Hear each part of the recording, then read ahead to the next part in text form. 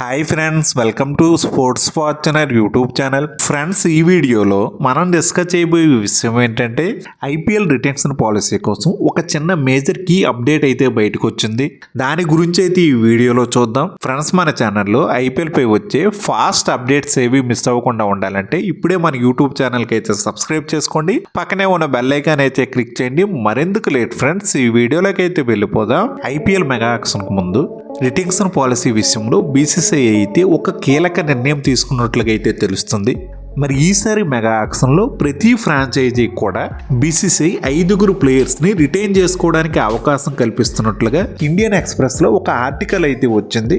కొన్ని ఫ్రాంచైజీలు డిమాండ్ చేస్తున్నట్లుగా 5 ప్లేయర్స్ని రిటైన్ చేసుకోవడానికి అవకాశం అయితే కల్పిస్తున్నారు.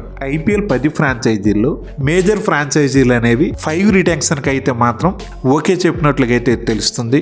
మరి దీనిపై అఫీషియల్గా మరికొద్ది రోజుల్లో ఒక స్పష్టమైన క్లారిటీ అయితే వస్తుంది. అలాగే మరి ఈసారి కూడా మెగా ఆక్షన్లో రైట్ టు మ్యాచ్ కార్డ్ అయితే తీసేయబోతున్నట్లుగా అయితే సమాచారం. లాస్ట్ టైం 2022 సంవత్సరంలో మెగా ఆక్షన్ జరిగేటప్పుడు 2 కొత్త ఫ్రాంచైజీలు రావడం వల్ల ఆ సీజన్లో రైట్ టు మ్యాచ్ కార్డుని అయితే ఇవ్వలేదు. మరి last time right to match card ఇవ్వకపోయినా మరి ఈసారి ఈ 2025 మెగా ఆక్షన్కి ఫ్రాంచైజీలన్నీ కూడా రైట్ టు మ్యాచ్ కార్డు ఇవ్వాలని బీసీసీఐని అయితే అప్పుడు కోరడం అయితే జరిగింది. మొదట్లో మరి బీసీసీఐ అయితే రైట్ టు మ్యాచ్ కార్డు ఇవ్వడంలో కాస్త సానుకూలంగా ఉన్న మరి రీసెంట్గా వస్తున్న అప్డేట్ల ప్రకారం 5 ప్లేయర్స్ రిటెన్షన్ రూల్ తేవడం వల్ల రైట్ టు మ్యాచ్ కార్డును అయితే బీసీసీఐ అయితే తీసేసింది. చాలా వరకు అన్ని ఫ్రాంచైజీలు కూడా తమ జట్టులో కీలకమైన ప్లేయర్లందరినీ కూడా కొనసాగించాలని చూస్తున్నారు.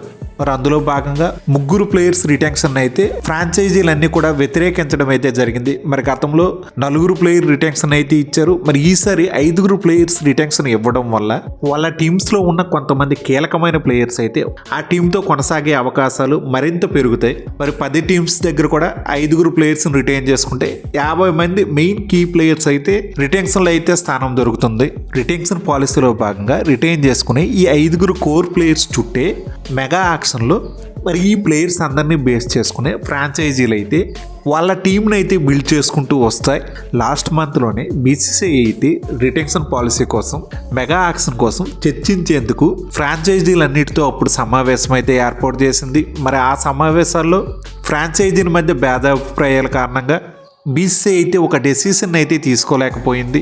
ఆ సమావేశాల్లో గత కొద్ది సీజన్స్లో సక్సెస్ అయిన ఫ్రాంచైజీలన్నీ కూడా ఎక్కువ రిటెన్షన్స్ కోసం పట్టుపట్టి కూర్చోవడం అయితే జరిగింది. మరి ఎక్కువ మంది ప్లేయర్స్ని రిటైన్ చేసుకునే విషయంలో ఫ్రాంచైజీలన్నీ కూడా తమ టీం బ్యాలెన్స్ అనేది దెబ్బతినకుండా ఉంటుందని అప్పుడు భావించడం అయితే జరిగింది.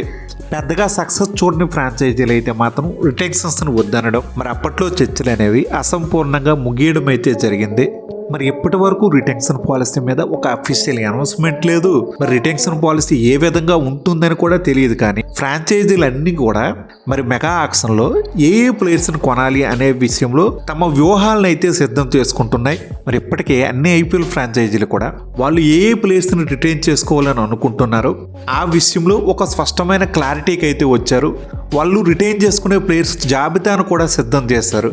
మరి ఇది ఫ్రెండ్స్ ఐపీఎల్ రిటెన్షన్ గురించి వచ్చిన ఒక లేటెస్ట్ అప్డేట్. ఫ్రెండ్స్, ఈ వీడియో మీకు బాగా నచ్చినట్లయితే లైక్ చేయడం మాత్రం మర్చిపోవద్దు.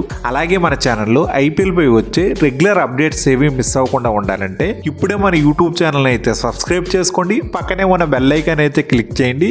నేను మిమ్మల్ని మరో ఇంట్రెస్టింగ్ వీడియోతో మళ్ళీ కలుస్తా. Thank you. By bye friends. జై హింద్.